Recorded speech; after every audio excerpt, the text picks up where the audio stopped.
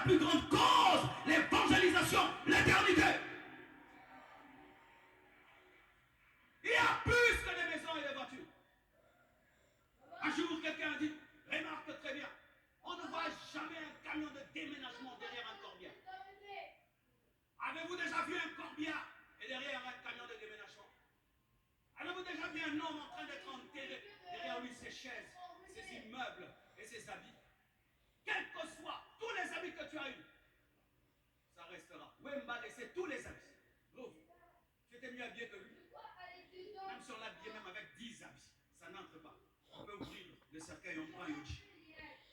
Qu'est-ce qu'on te prendra pas? L'habit de justice. L'habit de justice. Comment l'église peut devenir un endroit de griffes? Un endroit de griffes. Je suis bien Versace aujourd'hui, frère. Ma montre là, Rolex, de 40 000 euros. Bêtise. Bêtise. Oh, ma voiture de 100 000 $. J'ai que faire de ta voiture de 100 000 $? Au côté de la Tiomomo. Oh, j'ai une maison là-bas, $1 million. On n'a que faire de cela. Révèle-moi les épîtres, révèle-moi l'Apocalypse, révèle-moi Jésus, révèle-moi le Saint-Esprit. Amène-moi à aimer Jésus-Christ, amène-moi à tomber amoureux de Jésus-Christ, amène-moi à devenir une véritable épouse.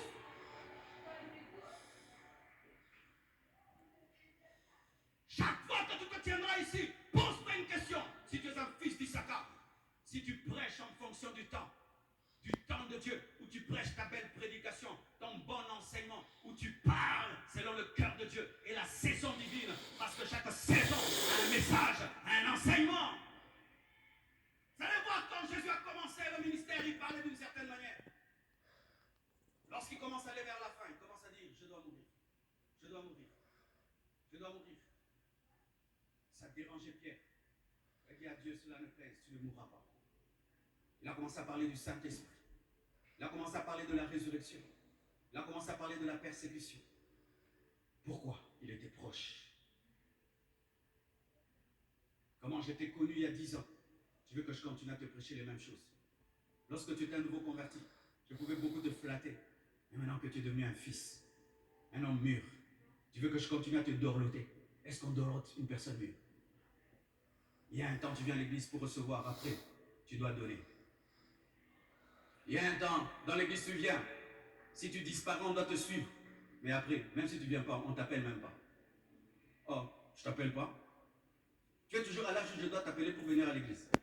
Je ne veux pas t'appeler. Je ne veux pas t'appeler parce que toi-même, tu as déjà grandi. Tu es sur tes propres pieds. Mais toi, malgré que tu as toutes ces années dans le Seigneur, si tu disparais de l'église, personne ne vient te voir, tu tombes malade. Oh, tu es blessé, tu es encore un bébé spirituel. Maintenant, si tu devenais pasteur, qui va te faire le suivi? Qui me fait le suivi? Qui me fait le suivi pour venir aujourd'hui? Qui m'a fait le suivi? Son appel, oui, non, batte la main à pémoité. C'est un moment où j'hésite. Hey, donne-moi la main, je vais te parler. Hein? J'ai fait 4 ans au pied de mon pasteur. Il m'a formé pendant 4 ans. Bah, il voyage, il va aux États-Unis. Il me laisse comme ça. 2 ans après, je commence la compassion. Qui était derrière moi? Mon pasteur prêche, lit la Bible, exhorte. Des fois, tu n'as même pas envie d'aller à l'église, mais tu dois aller. Pourquoi? Tu as grandi. Il ne t'appelle même pas pour te dire comment va l'église. Il suppose que ça va bien, parce qu'il sait qu'il t'a bien enseigné.